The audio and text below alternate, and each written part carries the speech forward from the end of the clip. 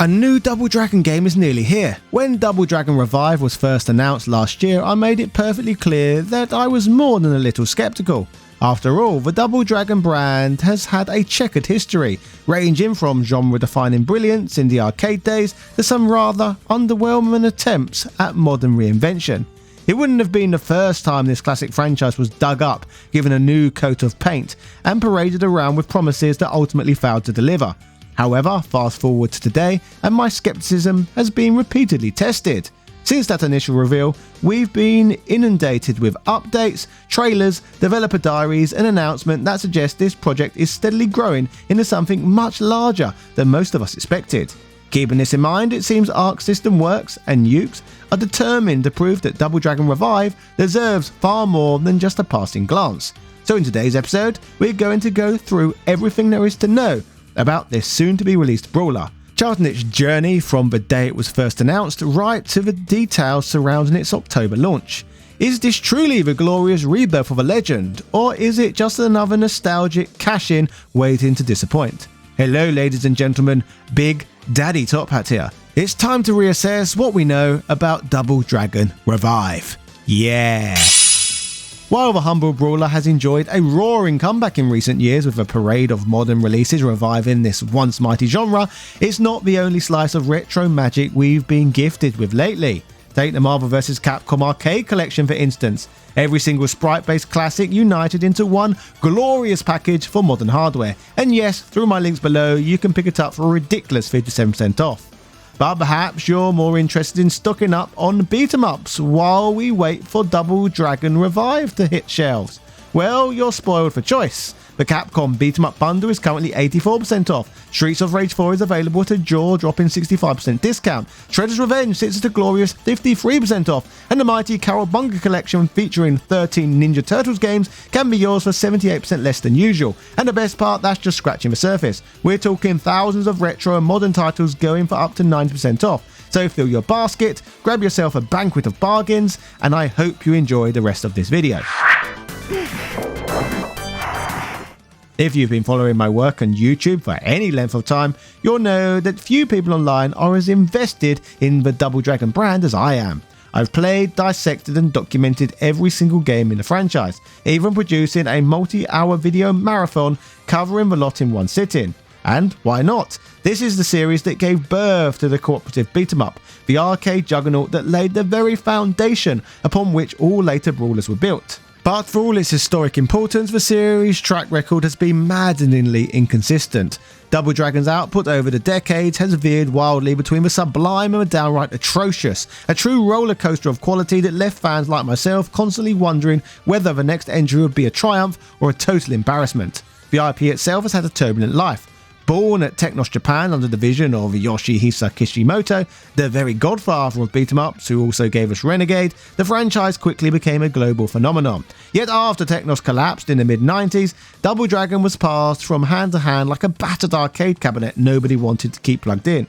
Some caretakers did the name proud, others dragged it through the mud, and eventually the rights landed with Arc System Works. Arcsys, of course, are better known for their polished fighting franchises like Guilty Gear and BlazBlue. And while they've occasionally shown the Dragon Brothers some affection, the results have been mixed at best. Take Double Dragon 4 back in 2017. On paper, it was a nostalgic throwback to the NES trilogy. In practice, it was a middling retro cash-in that felt cheap compared to the far more inventive Double Dragon Neon a few years prior. Reviews reflected this disappointment, and it was hard not to feel like Arcsys saw Double Dragon as little more than a dusty side project rather than a property worth revitalizing. What a huge disappointment that game was. Now, what's particularly interesting is that although Double Dragon 4 left fans cold, 6 years later the series would rise once more, this time with one of the most enjoyable Double Dragon titles in decades. I'm of course talking about 2023's Double Dragon Gaiden Rise of the Dragons. This was a game born in a post-Streets of Rage 4 and Shredder's Revenge landscape, meaning it had a wealth of modern beat-em-ups to draw inspiration from, and that influence paid off in spades. Although published by Arc System Works, the project was actually crafted over several years by the small but passionate indie outfit Secret Base. Their dedication showed through in every pixel. Gaiden was fast, addictive, and bursting with heart, successfully stitching together many of the qualities that made people like myself fall in love with Double Dragon in the first place.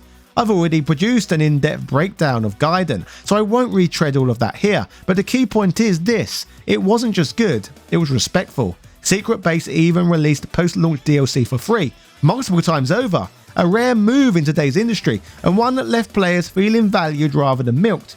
In a world of microtransactions and live service drivel, Gaiden stands out as a breath of fresh air, a reminder that Double Dragon can still have a meaningful place in modern gaming when handled with care. So naturally, after Gaiden's success, I hope the future of the franchise might continue along that indie-driven, non-predatory path.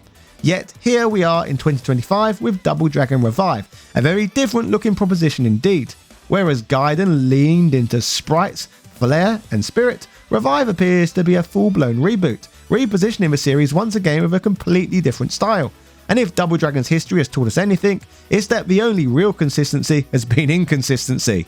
With Revive, it feels like that tradition is alive and well. So let's dig in, look at the timeline of events, and discuss everything we know so far about this ambitious attempt to resurrect the brand all over again. On July 10th, 2024, news broke, courtesy of Gamatsu, that Arc System Works were bringing the Lee brothers back for another scrap. This meant that Double Dragon Revive was officially announced, confirmed for PlayStation 5, Xbox Series X, S, PlayStation 4, Xbox One, and PC, with a release window set for 2025. The reveal came via Japan's legendary weekly Famitsu magazine, which described the project as a faithful recreation of that old-school side-scrolling thrill ride, but rebuilt with modern controls, difficulty options, and the polish you'd expect from the team behind some of the world's slickest fighting games. The article teased familiar faces: Jimmy and Billy, Roper, Abobo, all reimagined in stylish 3D. A handful of screenshots gave us our first glimpse, but a real moment of impact came the very next day when a trailer dropped. It opened with a zoom out of the original arcade Double Dragon running on a battered old cabinet. Then, as the Arxis logo flashed across the screen, the action erupted into a glossy new vision of the Lee brothers charging into battle. It was a confident statement that this wasn't just a retro throwback, it was an attempt to reforge a legend. Eurogamer highlighted the accompanying press release, which promised renewed stylish character graphics, arcade favourites recreated in 3D, and the so-called ultimate belt scroll experience. Not content with nostalgia alone, Arxis also promised a thrilling strategic action, urging players to embrace a game that's more than a mere button masher. We were told to expect adaptive brawling mechanics, where learning enemy patterns and mastering timing would be as important as mashing punch and kick. And yes, weapons and environmental hazards were confirmed too, because what would a proper Double Dragon be without smashing a goon over the head with a conveniently placed baseball bat? While all of this sounds wonderful on paper, the actual style being presented in this reboot left myself and many others scratching our heads. Quite frankly, the game we were shown looked nothing like the arcade brawlers that made us fall in love with the genre in the first place. Instead of embracing beautiful detailed sprite work, the very thing that carried the beat-em-up revival over the past decade, Double Dragon Revive was displayed featuring stiff, awkward-looking polygonal models that wouldn't look out of place in a bargain bin mobile game from 2011. Now, don't get me wrong, not every polygonal title has to look like the next blockbuster AAA, but this is Arc System Works we're talking about. They're not some plucky, underfunded indie, they're the studio responsible for some of the most visually striking fighters on the planet. Just look at the upcoming Marvel Tokon Fighting Souls. That game also uses polygons, yet the way it blends 3D modelling with bold anime-inspired aesthetics make it look like a living, breathing comic book. The animations are sharp, the camera work dynamic, and every character looks like they've been crafted with love and precision. It's a perfect example of how to make polygonal graphics sing. So when you stack that up against the Double Dragon Revive reveal, it looks clunky, plastic looking, and you can't help but wonder, did Arxis really pour their heart into this? Or did they just toss it to the side while the real talent were focusing on Token Fighting Souls? But complaints aside, this was just the first trailer. There was much more to come.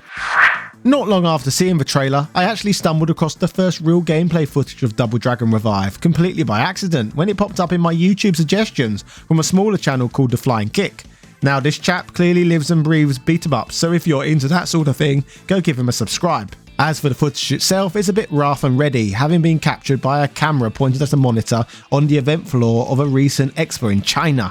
According to The Flying Kick, the video originally surfaced on the Chinese site Bilibili before a friend passed it on to him.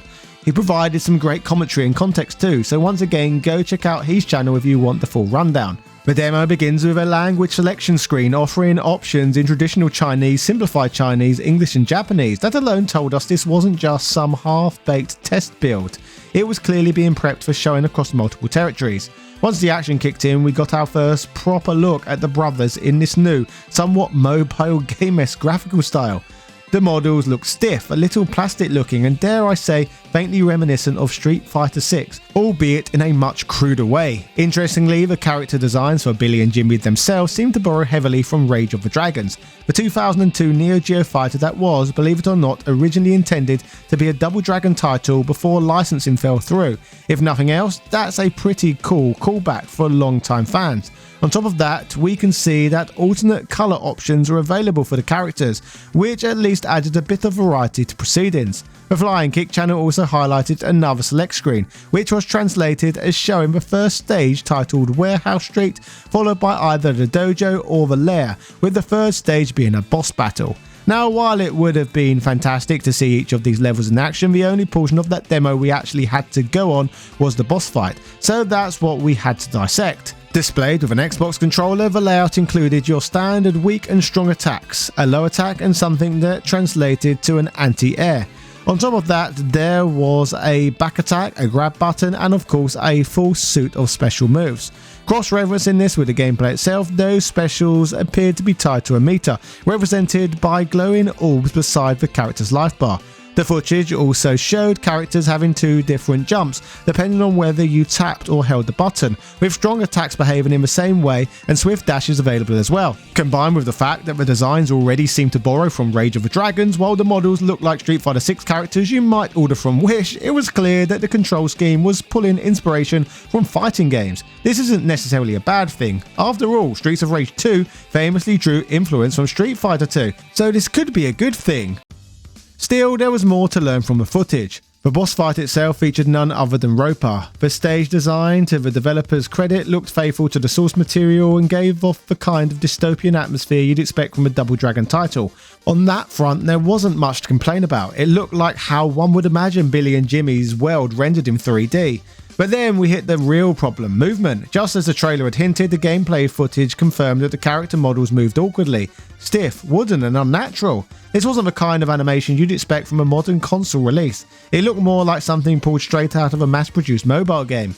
The Flying Kick even remarked that it strongly resembled a dreadful Cadillacs and Dinosaurs mobile game, one I didn't even know existed until his video. Adding to the oddities, traditionally beat-em-ups keep you locked into the X-axis, but here players could move along the Y-axis as well. The strange part, however, was that even with this apparent freedom, fights were still forcibly dragged back to the X-axis line. In one clip, Jimmy launched an attack while moving away from the camera, only for the game to pull both fighters back to that straight brawling lane.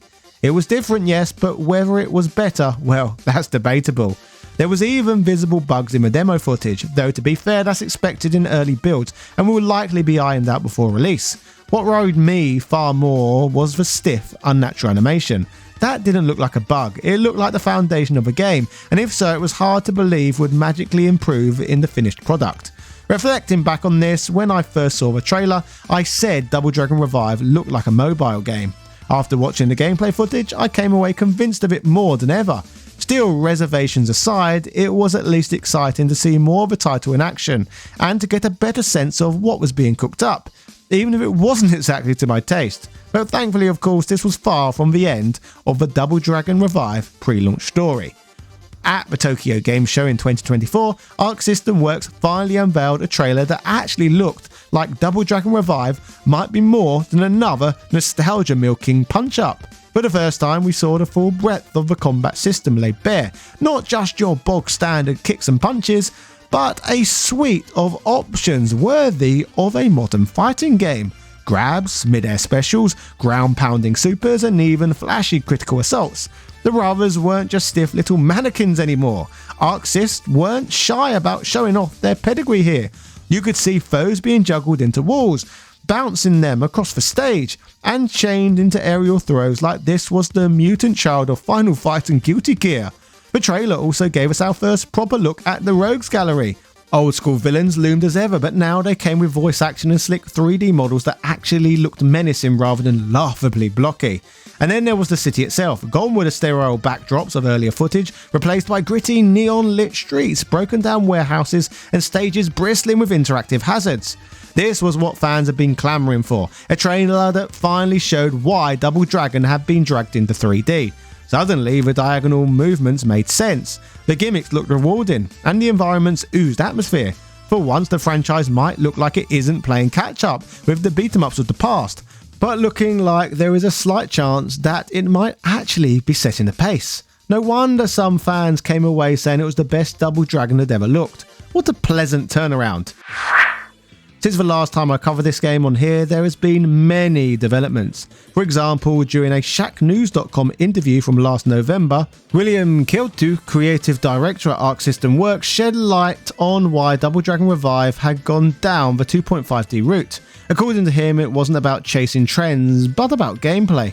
The decision came directly from wanting to emphasize environmental interactions, a hallmark of the series since the 80s. Enemies have always been thrown into pits and smashed into scenery, so moving into 3D allowed the team to expand on that concept with verticality, diagonal movement, and traps designed to be just as much a weapon as your fists. In fact, stage hazards are now directly tied to the combat system. The director believes that pushing thugs into gimmicks doesn't just feel satisfying, it also fills your super cage, rewarding you with devastating special moves. It's an incentive to play dirty, chaining combos into wall bounces, aerial throws, and ground pounds that carry more of Arc System's fighting game DNA than any Double Dragon game before it. He claims that Billy and Jimmy, once little more than colour-swapped clones, have finally been pulled apart as characters. Billy remains balanced while Jimmy now hits like a tank, slower but with stronger moves and even a touch of armour on certain strikes. Gautu describes the combat philosophy as a hybrid between traditional beat-em-ups and versus fighting games, which is why the command list is deeper, offering players far more options than a typical brawler. Importantly, he stated that the game is thankfully evolving with each build. Gautu admitted that new features like slamming enemies into walls were added after fan feedback at events such as Gamescom and TGS. Arxis aren't treating this as a fixed vision, but as something refined by community response. He also noted that Billy and Jimmy won't be alone for long. Other playable characters are confirmed, though the studio at that point was keeping things under wraps. Gautu openly admitted the team learned hard lessons from Double Dragon 4, which stuck so rigidly to nostalgia that it divided fans. With Revive, he states they're walking a tightrope, staying faithful to what made the series iconic, while modernising it for a wider audience. Let's just all pray they managed to get it right this time. Sticking to his words, in October 2024, Arc System Works decided to showcase 2 additional playable characters, one of whom you'll certainly recognise. Marion Kelly, long remembered as the perpetual damsel in distress of Double Dragon fame. Just like in Double Dragon Gaiden and River City Girls 2, she has been given the opportunity to swap screaming for swinging fists. In Revive, she takes up the ancient fighting art of Sosetsuken, using a barrage of quick fluid strikes that prove she's more than able to stand shoulder to shoulder with the Lee brothers. Alongside her, Yagyu Ranzo also returns, embodying discipline, duty, and the legacy of those who once protected the Dragon Vein, the mystical source of a Sosetsuken power. Together, Marion and Ranzo expand the narrative well beyond Billy and Jimmy's usual escapades. More importantly, they look to bring genuine variety to the gameplay. Between Marion's sharp Sosetsuken combinations and Ranzo's refined ninja tactics, players will be able to experience 2 entirely different flavours of combat that should, in theory, make Revive far more dynamic than it first appeared. Moving into December 2024, it would prove to be the single most significant month in Double Dragon Revive's promotional history so far, as the game went from being a strange curiosity to a firmly dated release with pre-orders wide open. It all kicked off on December 12th during none other than the Game Awards. Arc System Works took to the stage and unveiled a brand new trailer, giving fans their most polished glimpse yet at what this modern revival of a classic beat-em-up would look like. But unfortunately, it wasn't actual gameplay footage this time.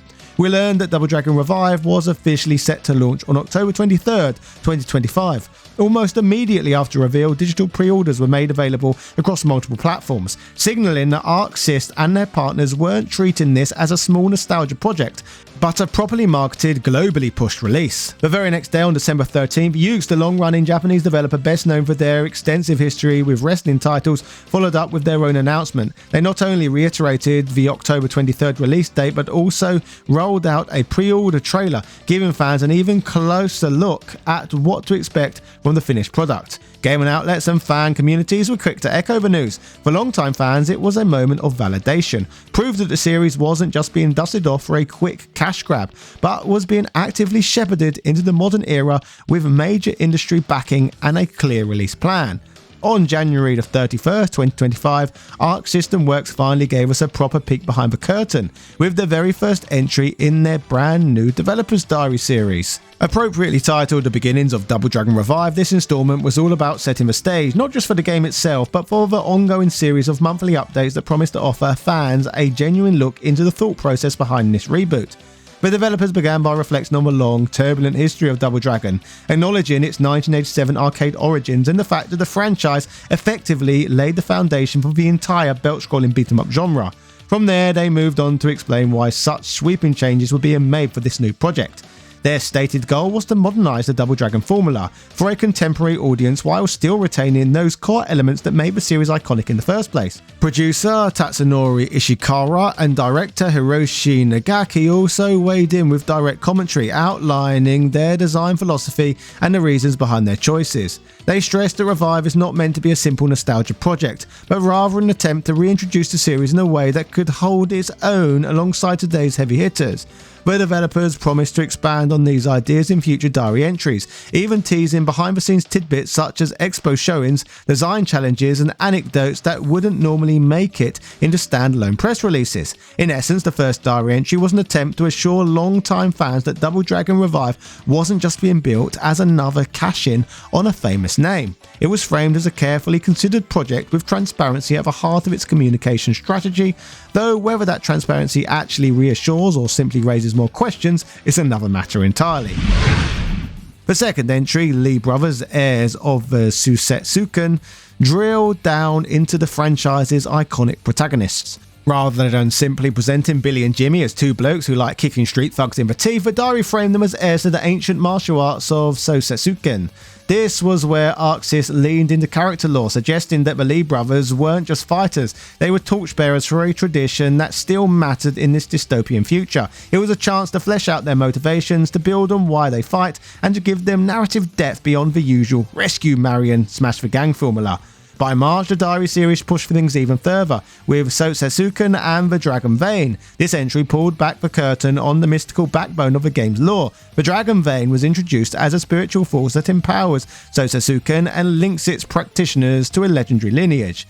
This tied not just to the Lee brothers but also to Marion and Ranzo, folding them deeper into the narrative fabric. Marion represents resilience and legacy, while Ranzo embodies solemn duty and ancestral honour.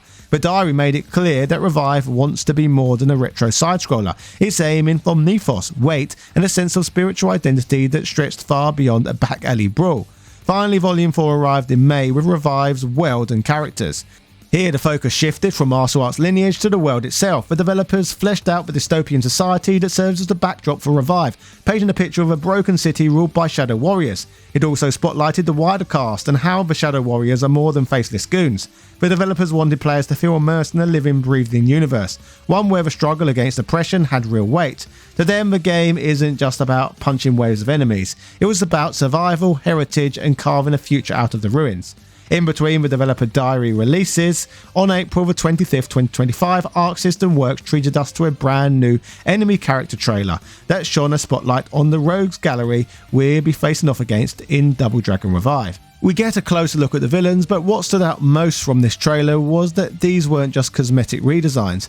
Each villain was framed with unique fighting styles and clear narrative significance. The trailer also reinforced a post-apocalyptic setting, showing us a world dominated by gangs, casinos, and violent opportunists. A dystopia where the Lee brothers' struggle feels bigger and more desperate than ever before. On June the 27th, 2025, Arc System Works unveiled the long-awaited introductory trailer for Double Dragon Revive, and this one came with more information. The biggest news of all was the confirmation that the game wouldn't just be confined to the PlayStation, Xbox and PC lines, but would also be making its way to the Nintendo Switch. The trailer itself gave us another taste of the board in action, showing off the familiar belt-scrolling fighting, environmental hazards and that all-important two-player co-op. But beyond the gameplay, the real headline was the reveal of the game's special editions. Fans were shown 2 premium versions, a limited edition that bundled in 3 character cards and additional outfits, and a deluxe edition that piled on even more with a digital soundtrack, a digital art book, a steelbook case, a physical art book, and even a poster. It was clear from this announcement that ArcSys and Yuke's were intent on treating this as a marquee release, with collector-focused extras designed to appeal to long-time fans of the franchise, who like myself love to get physical. All of this is leading up to the big day, October 23rd, 2025. That's when Double Dragon Revive is set to launch across every major platform simultaneously. After months of teasers, developer diaries and trailers, the future of Double Dragon is finally nearly upon us. Whether this ambitious reveal can live up to the weight of its own legacy remains the million-dollar question. Will it carve out a place alongside the modern beat-em-up greats like Streets of Rage 4 and Shredder's Revenge? Or will it stumble awkwardly into a bargain bin, like so many of its misfired predecessors? For now, all we can do is weigh up the evidence, take stock of what's been shown so far, and prepare ourselves for the return of the dragon. Don't forget, while we're all waiting to see whether Double Dragon Revive delivers the knockout blow fans are hoping for, you don't have to sit twiddling your thumbs. The brawler genre has been thriving, and there are some frankly ludicrous deals to be had right now. Take the Marvel vs. Capcom Arcade Collection for instance. Every single sprite-based classic bundled into one glorious package, and through my links below you can snag it for a staggering 57% off. If beat 'em ups are more your cup of tea, the bargains keep coming. The Capcom beat 'em up bundle is slashed by 84%. Streets of Rage 4 can be grabbed with 65% shaved off the price. Shredder's Revenge is sitting pretty at 53% off, and the almighty Cowabunga collection, boasting 13 Teenage Mutant Ninja Turtles titles, is going for a ridiculous 78% less than usual. And the best part, that's just the beginning. With thousands of retro and modern titles sitting at up to 90% off, there has never been a better time to load up your library for a fraction of the cost. So hit the links, bag yourself a stack of bargains, and indulge in your addiction. And I'll see you next time. Cheerio!